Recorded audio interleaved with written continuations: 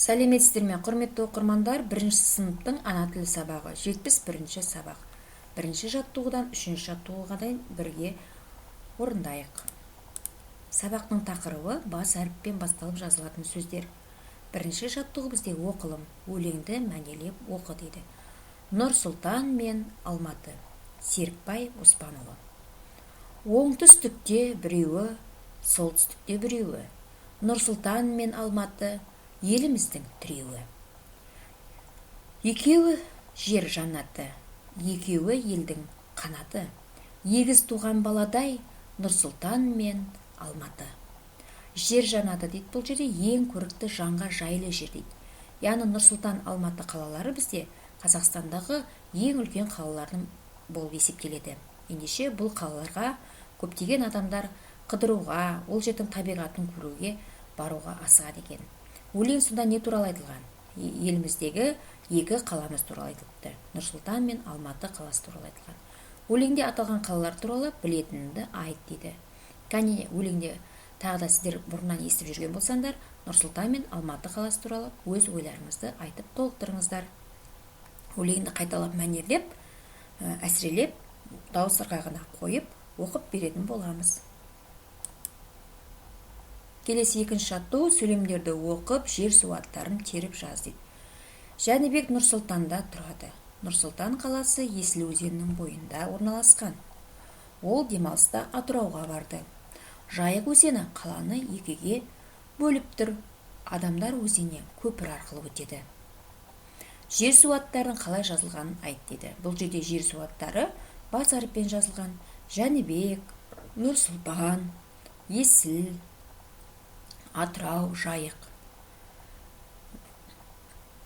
Жәнібек деген жаңа бала туралы айтылып тұр.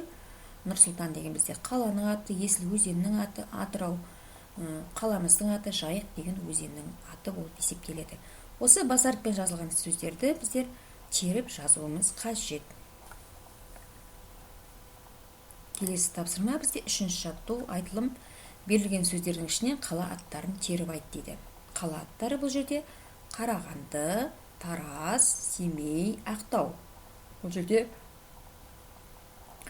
басқалары жатпайды қала аттарына. Бұл жерде бас әріппен жазылмайтын сөздеріміз де бар екен, адамның аты да бар екен. Ендеше осы сөздер қала аттары. Тағы да басқа қандай қала аттарын білесіздер? Еске түсіріп айтып кетулеріңізге болады. Енді номер 2-ші жұмыс дәптеріндегі өзің білетін қала аттарын жаз дейді. А-дан келетін қала аттарын жазу керекпіз. Алматы, Астана, Ақтау, Атырау, А-дан келетін Ақтөбе, ал Б-дан келетін қалаларымыз Балқаш, Байқоңыр, Қ әрпінен келетін Қарағанды, Қостанай, тағы да Қ әрпінен келетін қалаларды еске түсіріп жазуымызға болады.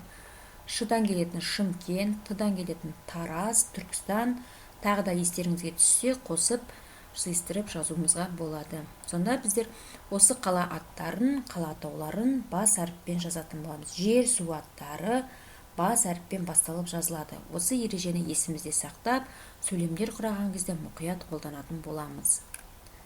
Бүгінгі сабақта біздер бас әріппен басталып жазылатын сөздер туралы айттық. Нұрсұлтан мен Алматы өлеңімен таныстық. Өлеңді мәнерлеп оқып, дауыс ырғағына келтіріп, келесі сабақта мәнерлеп оқып беретін боласыздар. Екінші жаттығудан біздер жер су аттарын теріп жаздық. Бұл жерде Жәнібек деген жерде бар. Бұл жерде бірақ Жәнібек деген баланың атына байланысты айтылып тұр. Жалпы Жәнібек деген жердің де аты бар. 3-ші жаттығуда бізде айтылым болды. Екінші жұмыс дәптеріндегі қала аттарын тағы да өзіміз еске түсіріп, жазып шығуымызға болады. Құрметті оқырмандар, каналға тіркелуді ұмытпаймыз. Каналда тапсырмаларды орындау түсінікті әрі нақты болатын болса, каналға тіркеліп өз көмектеріңізді берулеріңізді сұраймыз. Келесі сабақта кездескенше сау болыңыздар.